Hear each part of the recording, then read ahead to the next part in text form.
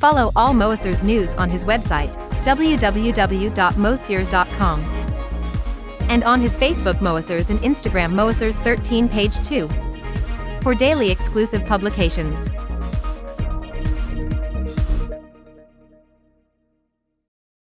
Hi, dear Moessieurs followers, and welcome for that new Quick Friday. And the today topic is about managing library and use library import. It's make a great suit, I will say, to the video I done for sample robot. How to manage that, because I have only in that library one performance. How to do the great things with this, that's what we are going to see. If you are not already a Moessieux YouTube follower or to not miss my next video to come, please click on subscribe and click on the bell. If you like that video content, please click on like. And if you want to support the channel for all the videos I release for you on YouTube, you have two ways. Bottom right of the video, you have what we call the super thanks. It's like a kind of donation. Or for a monthly fee less than €3, you can become a Moessieux community member. You will have some private video only for you. You will have all the video I release in preview 4 weeks at minimum before all the others followers. And the two are without any advertising for the preview up to the release in public view, of course. And if you book a Moessieux masterclass with me, you will have 15 minutes extended time. When you've imported a project with Sample Robot, or if you load a sound bank that has 10 performances, it occupies a library slot, you're going to say to yourself, I can have 640 performances in a library slot, but I only have one performance inside it with Sample Robot. Or I've bought a sound bank, or I've downloaded a free on the web, and there are only 10 performances. I've tested them out, and there are only 4 performances that I like, or that I'm going to find useful. Can I have a better way to manage that?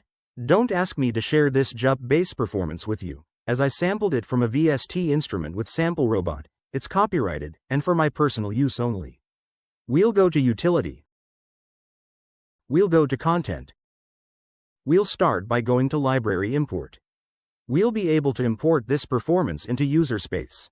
Because, if you store this performance from library space into user space, and if you delete the library, you delete also the samples and waveforms that this performance need, for a WM2 sound engine. The samples and waveforms remained in the library. When I store it, there's only the editing data. It can work in that way, by just storing in user, for NX and FMX performances, that do not use samples and waveforms. But take also in count that, if there were arpeggios or curves in the library that you bought, or that you downloaded, they remain in the library too. You will lose them when deleting the library, even for NX and for FMX performances. I remind you that a library is an indivisible block. In library import, you can importing performances in user area, with everything they need. Here you see my 8 libraries slots. In my library JUP bass directory, I only have one performance. I clicked on it to select it.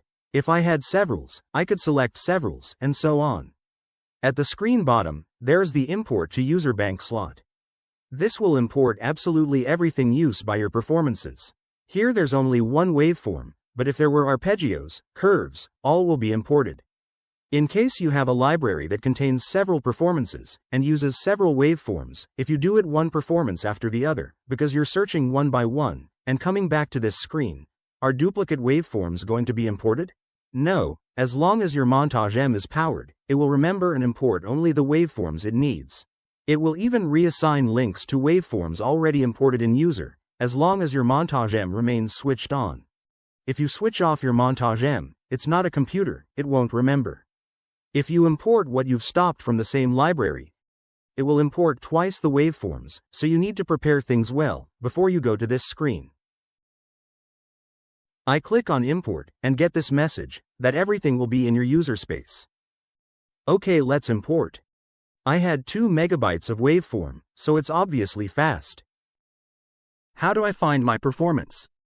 Here I have a performance that I had started to edit from the library, and saved as a user by pressing on Store button.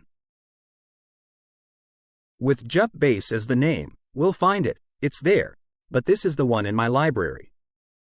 In Bank Favorite, I select User, and in User, I've got Jup Bass 2, the one I stored from the library space, and I've got the new one here, Jup Bass, imported from library import function. This is the one with the waveform imported into my user space. I press Enter here, and then I can really start working on this performance. When I want to save, I can overwrite it. Obviously my Jup Bass 2, even though I worked on it a bit before making this video, I'd better to delete it. I'll use it as an example, you'll see why later, for the moment I'm not delete it. Whether it's for one or several imported performances, now I'll have to delete my library. Go back to Utility. Don't go to Library Import, go to Data Utility. We go to Library, and there we have all our libraries displayed. I choose my Jup Bass library and click on Delete.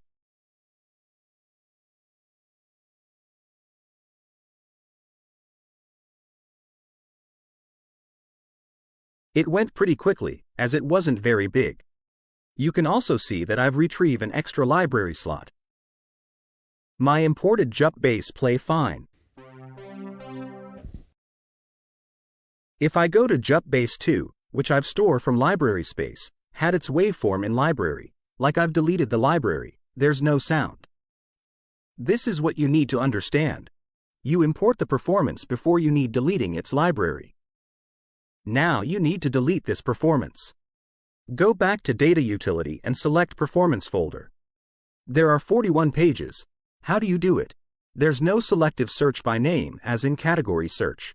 You can select the names in alphabetical order or reversed, or by date creation. I've speed the video. I recorded this video with OS 2. I don't have the selection through the encoder like on OS 2.1. Here it is, Jup Bass 2. By clicking on it, I can rename it, I can overwrite it, or I can delete it. Here I do delete. Why is it still on the screen? Because it's in buffer memory, a bit like when you transfer from SoundMondo. You see, I've gone back to preset, and it doesn't exist anymore. Take care of one point now. You want to search for it by using bass selection. Even the category search by name screen, but I won't find it here. Why?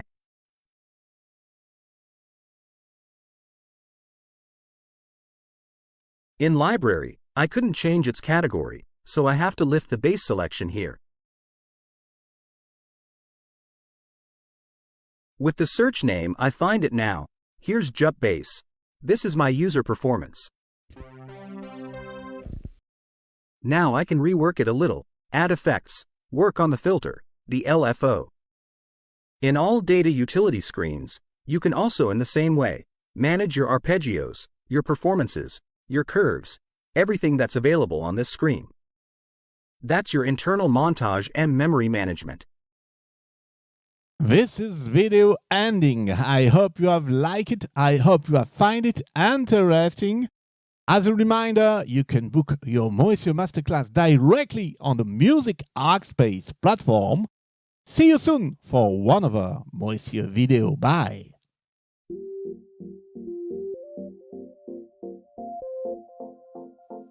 Would you like to discover, learn, or improve your knowledge of your Yamaha synthesizer or stage keyboard? Book your Moessieurs Masterclass now. Your private session is conducted online through Zoom. Take all benefit of Moessieurs' expertise, Yamaha synthesizers and stage keyboard specialist and consultant for Yamaha Music Europe and France.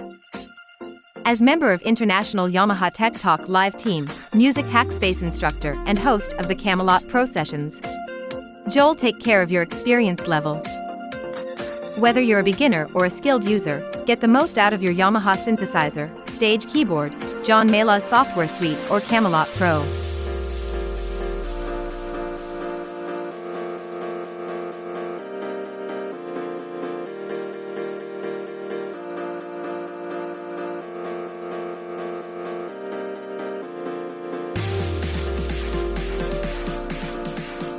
Book your session for your personal Moessieurs one-to-one session. It's available for users all over the world through Music Hackspace platform. It's easy, Select your date and time from the Moessieurs calendar available slots on your time zone.